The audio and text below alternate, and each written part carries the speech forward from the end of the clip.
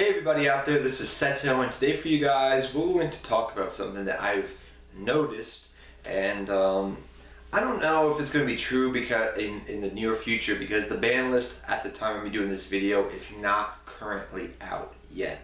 So please do keep that in mind when you're watching this video. But for as of right now, I've noticed this a lot. Now in the past, in Yu-Gi-Oh's past, we've seen a whole bunch of different things be thrown into decks. Back in Teledat era, you had a psychic engine. You had the D heroes, the Destiny heroes thrown into a Teledat deck. You had a little bit of this, a little bit of that.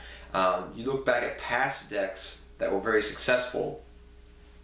They had multiple different engines thrown into them. They were a combobulation of two different engines or two different deck ideas. A good example of this is when in 2000, I believe it was 14, maybe it was 2015, I think it was 2014, we had Fire and Ice Hand being thrown in everything.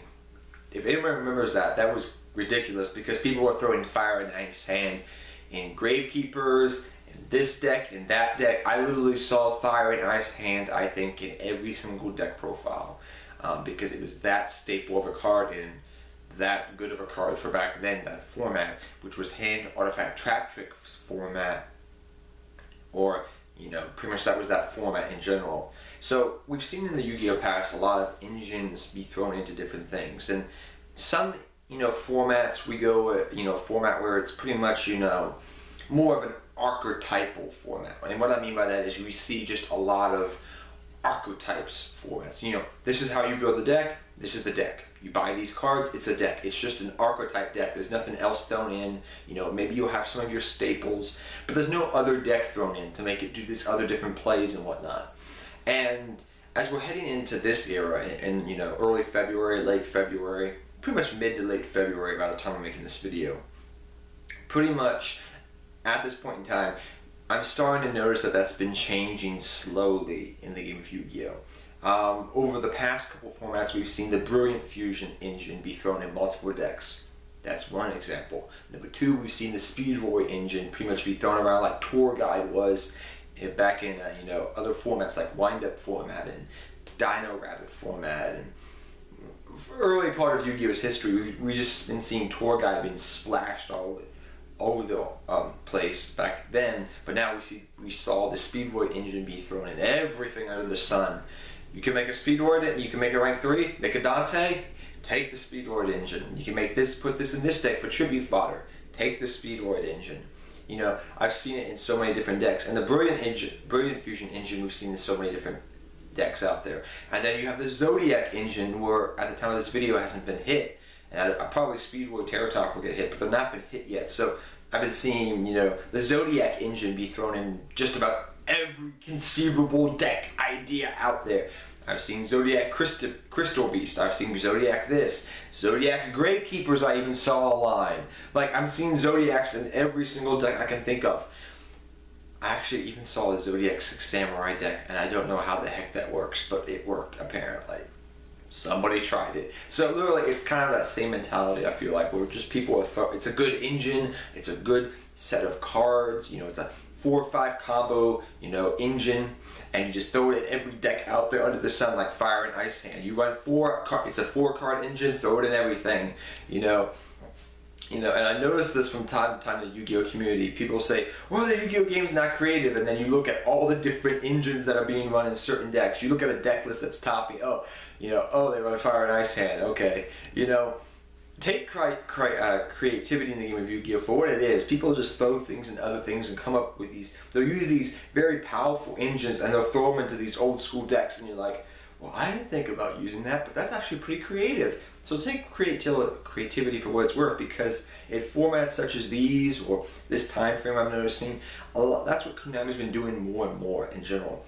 If you've been paying attention over to the last year and a half, I guess you could say, I've noticed this very slowly, but they've kind of gone back to where they're making decks and archetypes to some degree that are not necessarily archetypes, but they're more good engines, 4 or 5 card engines that you can throw in any deck out there, and they'll work good. and they've gone back to the same mentality of going back to staple cards to some degree. So as I'm saying now, like I said, the ban list is not out yet, but I'm noticing this more and more and more and more and more in the Yu-Gi-Oh community, and I would love to hear your feedback on it too, guys. Do you notice that? You know, now it's like it kind of reminds me of the past, but in an archetype sense. And what I mean by that, as I end this video here, is pretty much back in the olden days of Yu-Gi-Oh. You know, 2000. You know, pretty much, especially like the 5D's Uri Zexal era. You know, like a lot of people out there consider to be the golden age of Yu-Gi-Oh. Besides the beginning of Yu-Gi-Oh. You saw like things like the plant engine. Everybody remember that?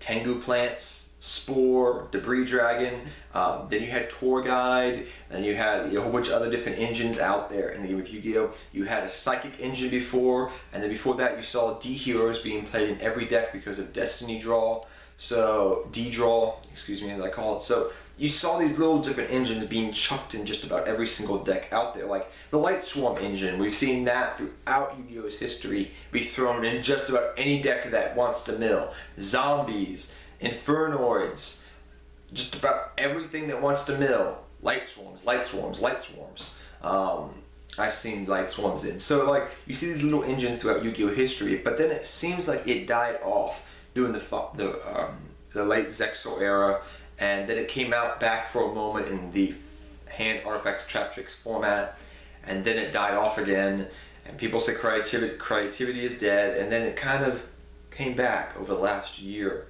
without me knowing, and I kind of noticed it. I was like, wait, that's an engine, that's an engine, that's an engine, Brilliant Fusion's an engine, that's an engine, that's an engine. Holy smokes, there's a lot of different engines being played in Yu-Gi-Oh nowadays. So it's something I would love for you guys to tell me about. Like I said, the ban list is not out. I repeated myself 3 times there so you guys know that. But over the last year, have you noticed that, guys? That creativity is kind of, not necessarily back, but people are running a lot of different engines in a lot of different decks, which are kind of creative on their own. So until next time, guys, take care, have fun dueling. I look forward to hearing your thoughts, and I'll see you guys next time. Good luck dueling to all of you. Take care, everybody.